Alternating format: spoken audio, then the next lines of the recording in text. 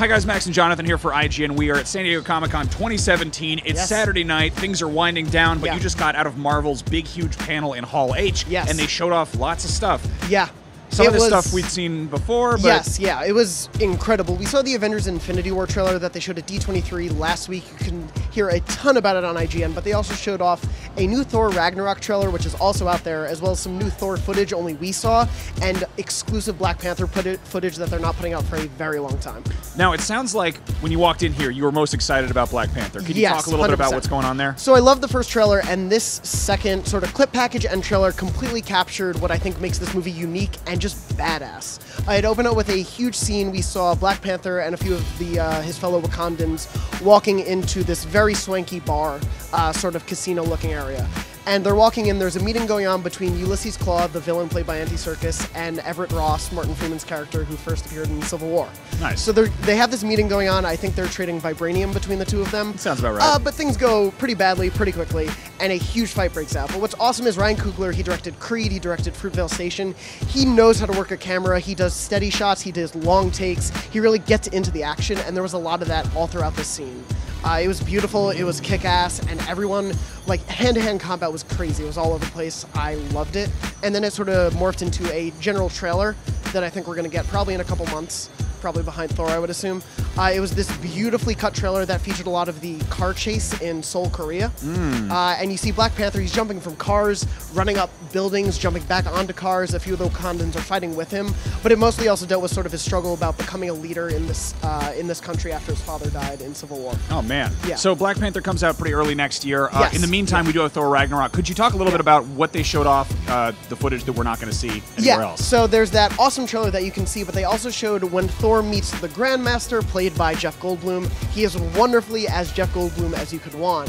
But they show Thor, he wakes up, he doesn't know where he is, he's delirious. He wakes up chained to a chair, going through this sort of virtual reality tunnel, as a pleasant VO robot voice tells him, you are now property of the Grandmaster, you're going to fight in his games, like all this crazy thing, while sort of a distorted version of Pure Imagination from Willy Wonka plays. It is weird, it is funny, but I loved it.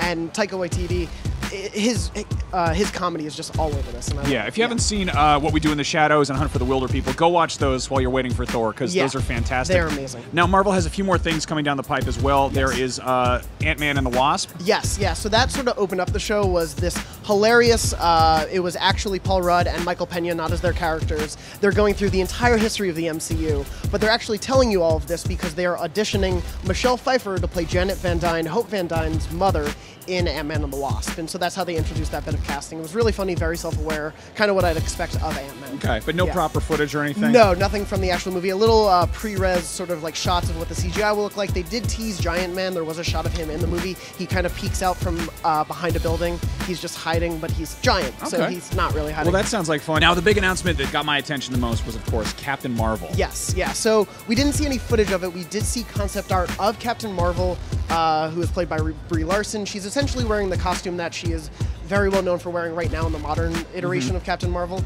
And we saw that. We also saw that these Skrulls are going to be the villains in the movie. Now, this is huge because the Skrulls historically have been attached to the sort of Fantastic Four side of things, and that's owned by Fox. Yes. So seeing them show up in the MCU is huge. It's huge, and we don't know if sort of rights were worked out or they've had the Skrulls this whole time and just didn't want to use them yet. It's been a little nebulous. But so they're coming in. They showed some concept art of them. They look pretty much exactly what they look like in the comic books. If you can think of a Skrull, that's what it looked like. But it looked cool.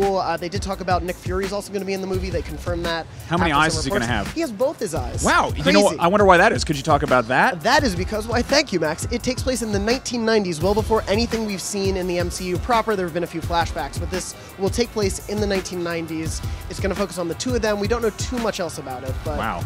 So between Thor Ragnarok and this and Black Panther, it seems like Marvel is really shaking things up. Also, I can't help but wonder if maybe planting the seed with the Skrulls right now is setting up what comes up after Thanos. Yeah, so some sort of secret invasion plotline. That would be amazing to see. But this really feels like a very creative, unique era for the MCU, and I'm excited to see the directors they're bringing in, the actors, all of it.